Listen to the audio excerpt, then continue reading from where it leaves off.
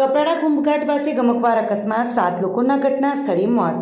વલસાડ જિલ્લાના કપરાડા તાલુકામાં કુંભઘાટ નજીક નેશનલ હાઈવે નંબર 848 પર ઇકો કાર અને ટ્રક વચ્ચે ગમખ્વાર અકસ્માત સર્જાતા 7 વ્યક્તિઓના ઘટના સ્થળે જ કરોડો મોત નીપજ્યા હોવાનું જાણવા મળ્યું છે।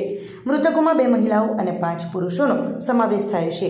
અકસ્માત એટલો ભયાનક હતો કે ઇકો વાહનનો ભારે ચકનાચૂર થઈ ગયો હતો। પ્રાથમિક માહિતી મુજબ અકસ્માતમાં ઇકો કારના ચાલક માલિકનું પણ ઘટના સ્થળે જ મોત થયું છે। અકસ્માતમાં મોતને ભેટનાર તમામ લોકો કપરાડા તાલુકાના આંબા જંગલ ગામના રહેવાસી હોવાનું જાણવા મળ્યું છે। બનાવ અંગે માહિતી મળતા જ કપરાડા પોલીસ તાત્કાલિક ઘટના સ્થળે પહોંચી હતી અને જરૂરી કાર્યવાહી હાથ ધરી હતી। પોલીસ દ્વારા તમામ મૃતદેહોને કપરાડાની સરકારી હોસ્પિટલ ખાતે પીએમ માટે ખસેડવામાં આવ્યા છે। અકસ્માતનું ચોક્કસ કારણ જાણવા માટે પોલીસ દ્વારા વધુ તપાસ હાથ ધરવામાં આવી છે।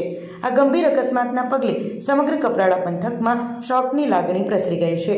સ્થાનિક લોકોમાં ભારે દુઃખનો માહોલ જોવા મળ્યો હતો।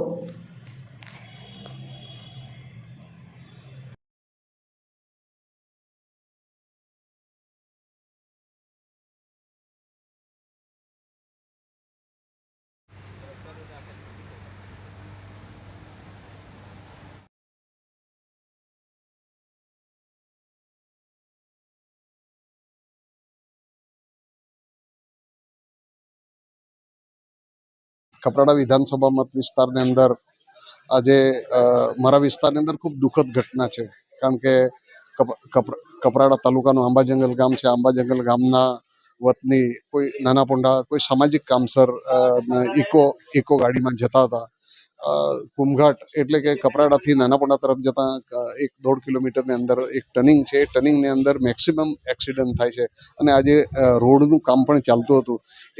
એ જ ટર્નિંગને જતામાં લેફ્ટ સાઈડ પર એક બ્રેકડાઉન ટ્રક પડેલી હતી। એ બ્રેકડાઉન ટ્રક પડેલી હતી એના કારણે આ ઇકો મારુતિ જે ખરી એ 7 જેટલા અંદર પેસેન્જર એટલે કે ઘરના વ્યક્તિ બેઠા હતા।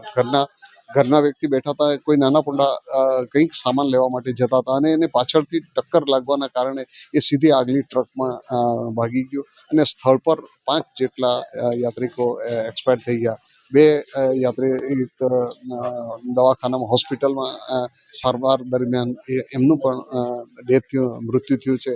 ત્યારે આ દુઃખદ ઘટના છે। અમારા કપરાડા તાલુકામાં પરિસ્થિતિ એવી છે કે કુંભઘાટ જે છે એ આજનો નહીં વર્ષોથી એ ઘાટ ઉપર પહેલાં બમ્પર હતા એના કારણે ગાડી થોડી સ્લો ચાલતી હતી।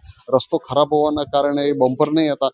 હવે રસ્તો બની ગયો છે તો એને જ્યાં જ્યાં ટર્નિંગ છે ત્યાં એના મોટા બમ્પર આપીને એને કેવી રીતે જે ઉતરવાની સાઈડ ચઢવાના સાઈડ એની પણ ઉતરવાના સાઈડ એ બમ્પર બનાવીને એને કેવી રીતે અટકાવી શકાય એ આવતા દિવસોમાં કરવાના છે।